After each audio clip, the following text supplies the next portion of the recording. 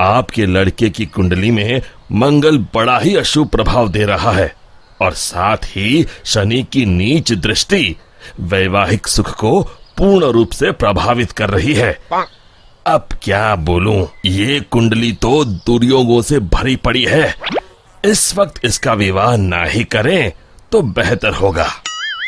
तभी राजू के पिताजी कहते हैं, ऐसा ना कहिए पंडित जी, बड़ी मुश्किल से रिश्ता आया है, वरना इस नालायक को कौन अपनी लड़की देने वाला है। अब बस आपका ही सहारा है, कोई तो उपाय निकालिए। फिर काफी सोच विचार करने के बाद पंडित जी एक उपाय निकालते हैं। फिर पंडित जी बताते हैं कि राजू की शादी पहले गांव के बाहर जो पुराना पीपल का बड़ा पेड़ है उस पेड़ के साथ करनी होगी और उसके बाद देविका के साथ उसका विवाह किया जा सकता है। फिर राजू और देविका के परिवार वाले पहले राजू की शादी उस पीपल के पेड़ के साथ कर देते हैं और बाद में देविका के साथ। लेकिन उस पीपल के पेड़ के ऊपर रहने वाली चुड़ैल बहुत खुश हो जाती है और वो समझती है कि राजू और उसकी शादी हो चुकी है। फिर वो देविका के शरीर में प्रवेश कर लेती है और राजू के साथ रहने लगती है। फिर एक दिन राजू की माँ उसे ताना मारते हुए कहती है, अरे निखट्टू, कब तक घर में बैठा मुफ्त की रोटियां तोड़ेगा? अब तो तेरी शादी हो गई है, कुछ तो शर्म कर। क्या माँ, सुबह सुबह फिर से तुम्हारा भाषण शुरू हो गया।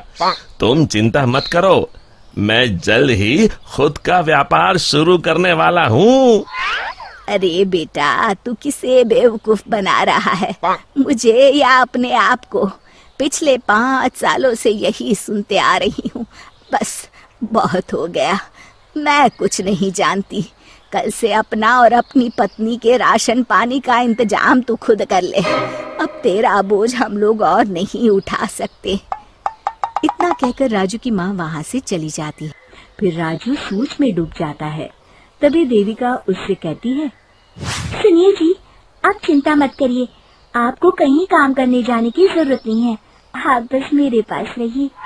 अरे भाग्यवान, अगर कमाने नहीं जाऊंगा तो अपना गुजारा कैसे होगा? तुमने सुना नहीं माँ क्या कह के गई है? अभी आप बेफिक्र होकर सो जाइए, मेरे पास एक जादुई पोटली है।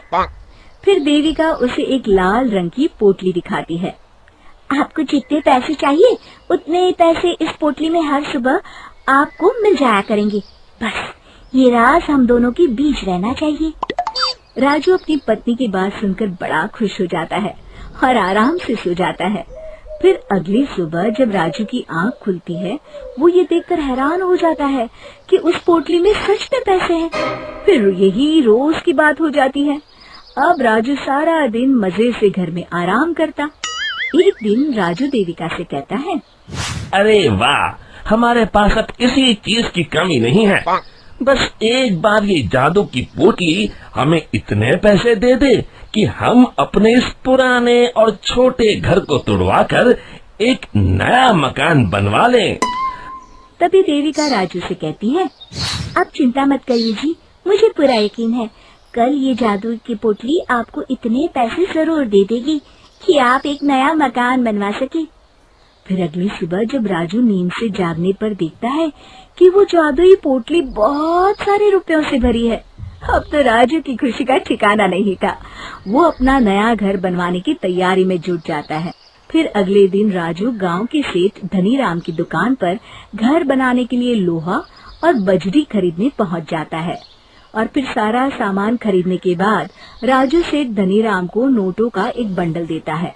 धनीराम तुरंत अपने नोटों के बंडल को पहचान लेता है और राजू से कहता है, अरे ये तो मेरे ही पैसे हैं जो कल रात मेरे घर से चोरी हो गए थे।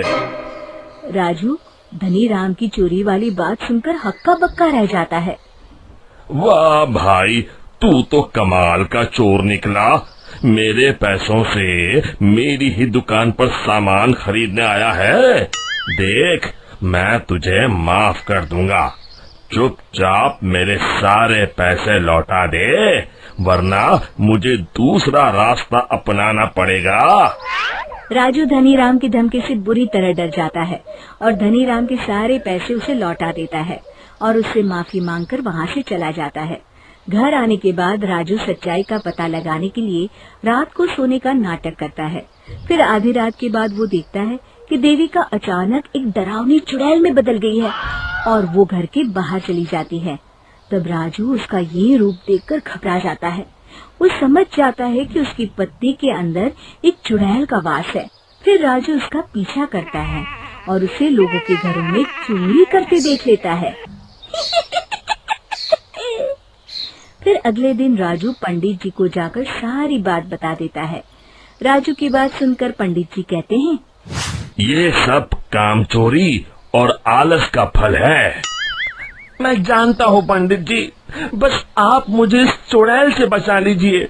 मैं कसम खाता हूँ आगे से सिर्फ मेहनत करके पैसे कमाऊंगा।